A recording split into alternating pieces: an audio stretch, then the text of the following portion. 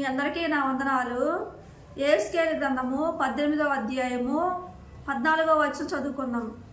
తండ్రి చేసిన పాపములన్నిటిని చూచి ఆలోచించుకొని అట్టి క్రియలు చేయకుండా దేవుడు ఎక్కడ ఏమంటుందంటే, మన తల్లిదండ్రుల్లోని కొన్ని చెడు లక్షణాలు ఉంటాయి.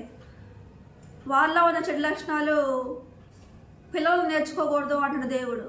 తల్లిదండ్రులు వ్యభిచారులుగా, దొంగలుగా, దోచుకునేవారుగా, అన్యాయస్తులుగా, అక్రమం చేసేవారుగా, కుళ్ళుబోతులుగా, అసూయపరులుగా, భేదాలు పెట్టుకునేవారుగా, త్రాగేవారుగా, ఈ లోకంలోనే అనేక రకమైన పాపాలు చేసేవారుగా ఉంటారు తల్లిదండ్రులు. వాళ్ళలో ఉన్న చెడు లక్షణాలు పిల్లలు నేర్చుకోకూడదు అంటున్న దేవుడు. ఏంటంట, తల్లిదండ్రుల్లో ఒకవేళ లోపాలు ఉండవచ్చు. వాళ్ళ ఉన్న లోపాలు చూసి, వాళ్ళ ఉన్న చెడు లక్షణాలు చూసి కొంతమంది పిల్లలు కూడా నేర్చుకునేవారుగా ఉంటారు. తల్లిదండ్రులు వ్యభిచారులు అయితే పిల్లలు కూడా వ్యభిచారులుగా ఉండేవారుగా ఉంటారు. తల్లిదండ్రులు దొంగలుగా, దోచుకునేవారుగా, కుళ్ళుబోతులుగా, స్వార్థపరులుగా, అసూయపరులుగా, కక్షలు తీర్చుకునేవారుగా, పగలు తీర్చుకునేవారుగా ఉంటే, త్రాగేవారుగా ఉంటే, ఈ లోకంలోని అనేక రకమైన పాపాలు చేసేవారుగా ఉంటే పిల్లలు కూడా అదే పాపాన్ని నేర్చుకునేవారుగా ఉంటారు. అయ్యే చెడు లక్షణాలు నేర్చుకొని అలాగే అపవిత్రమైన జీవితం జీవించేవారుగా ఉంటారు. దేవుడు అంటాడు, తల్లిదండ్రులు ఉన్న చెడు లక్షణాలు మీరు నేర్చుకోవద్దు అంటాడు దేవుడు. తల్లిదండ్రులు ఉన్న చెడు బుద్ధులు మీరు నేర్చుకోకుండా పరిశుద్ధంగా బ్రతికేవారుగా ఉండండి అంటాడు దేవుడు. అందుకే దేవుడు అంటాడు, యేసుకేలు గ్రంథం 18వ అధ్యాయం 14వ వచనం చదువుకుందాం. తండ్రి చేసిన పాపములన్నిటిని చూసి ఆలోచించుకొని అట్టి క్రియలు చేయకుండా దేవుడు ఎక్కడ ఏమంటాడు, నా తల్లిదండ్రుల్లో ఎలాంటి లోపాలు ఉన్నాయి, ఎలాంటి చెడు లక్షణాలు ఉన్నాయి అని ఆ పాపాలు మనం చేయకుండా మనం మారు మనసు పొందుకొని పరిశుద్ధంగా మనం బ్రతికే వారంగా ఉంటే దేవుని దీవెనలు, దేవుని ఆశీర్వాదాలు మనం పొందుకునే వారంగా ఉంటామని చెప్తున్న దేవుడు.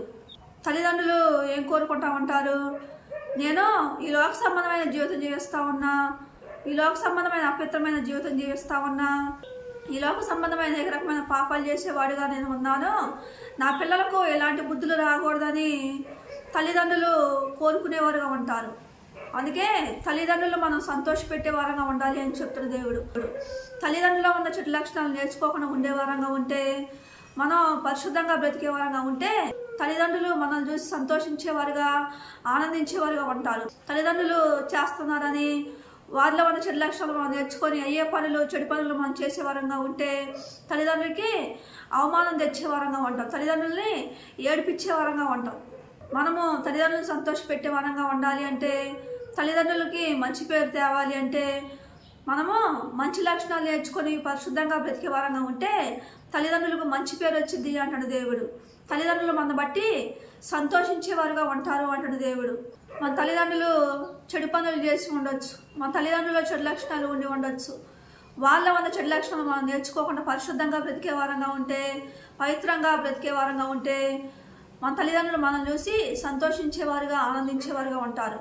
నేను ఈ లోకానుసారమైన జీవితం జీవిస్తా ఉన్నా, అపవిత్రమైన జీవితం జీవిస్తా ఉన్నా, నా పిల్లలు ఎంతో పరిశుద్ధంగా బ్రతుకుతా ఉన్నారు, పవిత్రంగా బ్రతుకుతా ఉన్నారు అని తల్లిదండ్రులు కూడా పిల్లలను చూసి మారు మనసు పొందుకునేవారుగా ఉంటారు. మనం మంచిగా బ్రతికే వారంగా ఉంటే తల్లిదండ్రులు మనం చూసి సంతోషించేవారుగా ఉంటారు.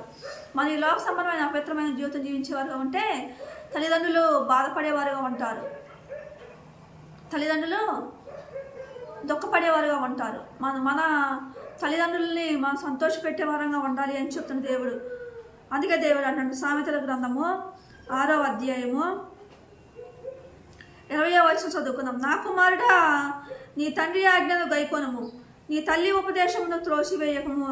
కొంతమంది ఏం చేస్తూ ఉంటారు, నా తల్లిదండ్రులే అపవిత్రమైన జీవితం జీవిస్తూ ఉన్నారు, నేను కూడా చేస్తే ఉంటుంది అని అపవిత్రమైన జీవితం జీవించేవారుగా ఉంటారు. అలా ఉండటం వల్ల మన దేవుడిని దుఃఖపెట్టే వారంగా ఉంటాం, తల్లిదండ్రులను కూడా దుఃఖపెట్టే వారంగా ఉంటాం. దేవుడు అంటాడు, నిన్ను కన్నిన తల్లిదండ్రులను నువ్వు సంతోషపెట్టేవాడుగా, ఆనంద పెట్టేవాడుగా నువ్వు ఉండాలి అంటున్న దేవుడు. అందుకే దేవుడు అంటాడు, సామెతల గ్రంథం 23వ అధ్యాయము 25వ వచనం చదువుకుందాం. నీ తల్లిదండ్రులను నీవు సంతోష పెట్టవలెను, నిన్ను కనిన తల్లిని ఆనందపరచవలెను. దేవుడు ఎక్కడ ఏమంటాడు, నిన్ను కన్న తల్లిదండ్రులు నువ్వు సంతోషపెట్టేవాడుగా ఉండాలి అని చెప్తున్న దేవుడు. నీ తల్లిదండ్రులను బాధ పెట్టకుండా, కష్టపెట్టకుండా, వాళ్ళని ఏడిపించకుండా ఉండేవాడుగా ఉండాలి అని చెప్తున్న దేవుడు. వారిని సంతోషపెట్టేవాడుగా ఉండాలి అని చెప్తున్న దేవుడు. మనం పాపం చేయటం వల్ల మనం తాగుబోతులుగా, వ్యభిచారులుగా, దొంగలుగా, దోచుకునేవారుగా, కులిబోతులుగా, స్వార్థపరులుగా, అసూయపరులుగా, మనం తగాదలు పెట్టుకునే వారంగా, గొడవలు పెట్టుకునే వారంగా, అనేక రకమైన పాపాలు చేసే వారంగా ఉంటే తల్లిదండ్రులకు అవమానాన్ని తెచ్చే వారంగా ఉంటాం, తల్లిదండ్రులకి చెడ్డ పేరు తెచ్చే వారంగా ఉంటాం. అందుకే మనం మంచి పనులు చేసినప్పుడు తల్లిదండ్రులకి మంచి పేరు వచ్చింది. నీ తల్లిదండ్రులను నీవు సంతోషపెట్టవలను, నిన్ను కనిన తల్లిని ఆనందపరచవలను. దేవుడు ఎక్కడ ఏమంటాడో, తల్లిదండ్రులను మనం సంతోషపెట్టే వారంగా ఉండాలి అని చెప్తున్న దేవుడు. వారిని దుఃఖ పెట్టకుండా, కష్టపెట్టకుండా, ఏడిపించకుండా వారికి ఆనందాన్ని కలిగించే విధంగా మనం బ్రతికే వారంగా ఉండాలి అని చెప్తున్న దేవుడు. మనం పరిశుద్ధమైన జీవితం జీవించినప్పుడు, పవిత్రమైన జీవితం జీవించినప్పుడు మన తల్లిదండ్రులు సంతోషించేవారుగా, ఆనందించేవారుగా ఉంటారు. దేవుడి కొద్ది మాటలు దీవించిన గాక.